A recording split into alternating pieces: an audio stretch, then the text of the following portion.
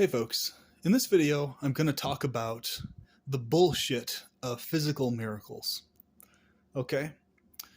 So this is the main solid disproof of all these fairy tale monotheistic Judeo-Christian ideas towards theism, towards God, towards all that shit. Okay? And it's verification and proof that they're worshiping an evil demonic entity, whether that entity actually exists or is an egregore created within their collective consciousness and exists that way. Either way, the point is they're worshiping an evil, malevolent entity who is not good and who is not loving. If they're continuing to worship the Judeo-Christian version of God outside of the Gnostic perspective. So the fact that human genetics do not allow for regrowth of limbs if they get cut or wounded or injured, but oxalotl salamanders have the genetics to regrow their entire bodies, internal organs, limbs, everything. The very fact that it's just built into the genetics due to evolution in one species, the oxalotls, but not in humans, right there is verification that the entity behind this cosmos or universe, or the force or forces behind this universe, are not human-specific loving or human-specific caring ones. Because if that was the case, they would have just built into human genetics very basic healing mechanisms, the same that oxalotls have. Okay? Unless the god of this universe is literally an oxalotl salamander, you know. So you get my point. Antinatalists can understand me on this. Others, they just pretty much get blank-eyed and don't understand a damn thing I'm talking about. So the very fact that no matter how hard somebody prays, so if somebody's an amputee especially, no matter how hard they fucking pray, no matter how much faith they have, no matter how much of a good person they are, no matter how much they actually deserve to have that limb functioning and back, no matter how much they deserve to be out of chronic pain of a limb that's not even there anymore, no matter what, the only way anything to do with the limb or a replacement of limb or anything of the sort, any semblance of that is going to be there, is via human-caused and initiated technology. It is not going to happen or be caused by any supernatural entity, nor is it going to happen or be caused by any god or anything like that, because the beings and forces, or force singular, behind this cosmos, either one, are not human-specific, loving, caring, and aware of pain and suffering and able to do something about it. They're just not those kinds of beings. Whatever beings are behind this cosmos are evil, malevolent, indifferent ones. They're not loving, caring ones. Anything that is loving, benevolent, or caring is from beyond this world, outside of it, underneath the surface, from a deeper reality that isn't this one. And it would be a sentience that is not aware of this world or pain or suffering, and incapable of being aware of this world. Also, if such an entity is benevolent, which I suggest that there is such a place, but we'll save that for another video. The point is, this particular universe, this particular world, prayers do not ever lead to limb regrowth in a person. Now, even if somehow, at some point, 1 in a billion or 1 in a million people had their limb grow back or an arm grow back, and it somehow happened in that case, that really wouldn't be any better than never happening at all. Because what about the other million, billion, gazillion cases it never fucking happened in? Why only that specific person? So it's as bullshit and it's as fucked up if only it only happens a handful of times as if it never happens at all. It isn't really any better. So, and in certain ways, it kind of adds insult to injury. At least with it never happening, you literally have a level playing field across everything, which is just complete indifference entirely. Whereas if it's happened selectively in a few cases, everybody's scratching, well, why the fuck did it only happen in this person's case, but not all these other people's cases? You know what I'm saying? So people try to talk about this idea of miracles physically being possible potentially and all that. And it's a redundancy. It's irrelevant. Even if such things were possible, quote unquote, and happened very rarely, it's a redundancy because it's not having any tangible effect on the day-to-day consistent experience of most beings most of the time. So even if it was real, it literally makes no difference. I don't see why people cling on to that as some amazing, great thing. Oh my God, a miracle is possible. Well, if it's possible, then why the fuck doesn't it happen more often then? That's the other part, you know? That's the insult to injury part. It's like, you know, What we would need to see is a ratio of at least bare fucking minimum 50% of the time people praying and desiring that and their limbs growing back, at least fucking half the time, if not more. Ideally, much more than that. But we would need at least a half to half ratio for it to be anything to take fucking seriously and not to be recognized as the redundancy that it is.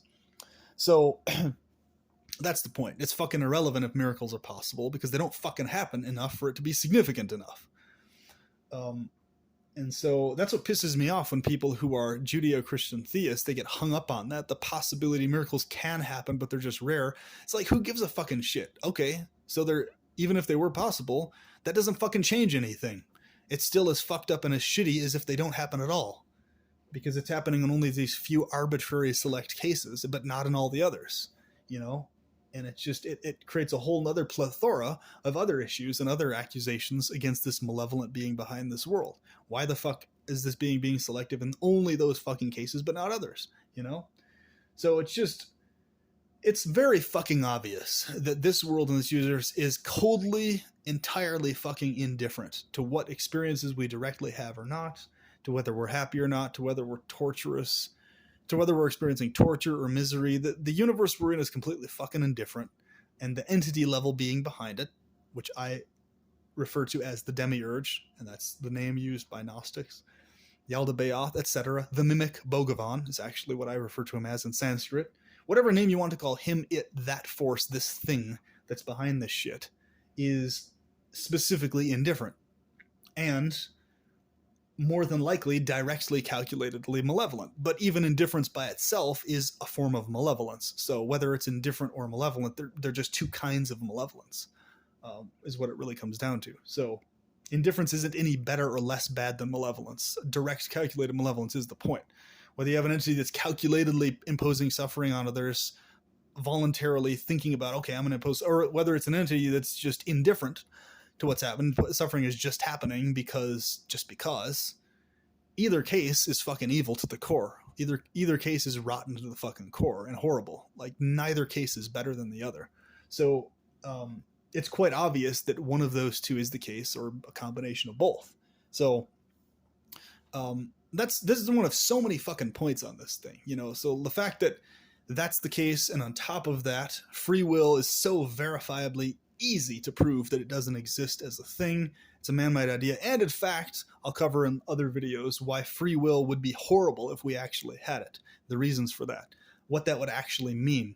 So there's a value in inherent feelings of affection and compassion and pleasure. There's a horror to actual free will if that was a thing. Everything would just be a choice. There would not be a single thing that was inherently felt in any organic, natural, real way, like love or affection. It would literally just all be choices. That's it. Nothing would be genuine on any level whatsoever. So that is clearly not the case, and it's good that it's not the case, in fact. Will exists, but will is determined by all these sources outside of us. So we desire things for specific reasons, due to specific things. So will is the brain and body, the physiology, desiring and thinking and feeling. And even if there is a soul added on top of that, there still is no freedom to it. It's all determined what we will, basically, in other words. And you're involved to some extent in what's being determined. It's not like literally 100% of everything is determined outside of you. No, it is all being determined by also your brain and body. So that's part of what's being determined, but that's not free will. It's not even remotely close to free will.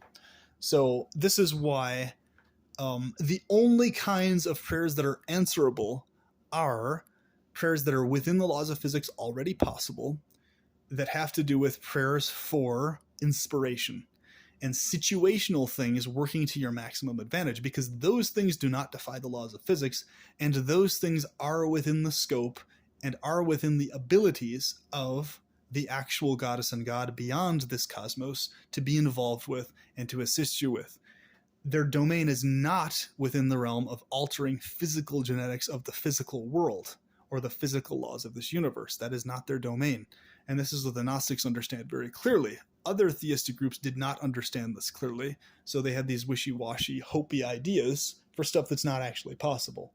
So I'll talk about this much more in later videos. What kinds of communions, rather, that's a more accurate word because prayer isn't really accurate to what's actually happening there. What kinds of connections, communions, dynamics you can experience in life by connecting specifically with actual goddess, actual god. We'll talk about their actual nature according to the Gnostic view, distinguished from the demiurge and Yaldabaoth, who is a parasite to them, etc., so on and so forth. These are all very important topics, and we'll go on with them further. But the point being is that those are the only kinds of communions that will be fulfilled. So if you have a desire, yes, things can be fulfilled, and you'll notice that they are fulfilled situationally to ideal degrees without alteration of laws of physics, the more you commune with goddess and god, because that specifically is their domain. And this is what's created this illusion and this confusion amongst many Judeo-Christian theists, is that they're experiencing benefit from those types of communions and prayers being answered, which you can also experience as an atheist. So it isn't dependent on you believing in the Judeo-Christian God. But there's a different dynamic going on there that's distinct from physical genetic altering miracles happening. They're two completely different realms of things going on. And these people need to really understand it. There's a very clear-cut division between those two things. They are not the same ballpark. When it comes to communions or prayers or desires or wants or wishes, they're not. They're two different things. So, yeah, I hope this has been helpful, and we'll talk more about reality beyond the bullshit. All right, talk to you later.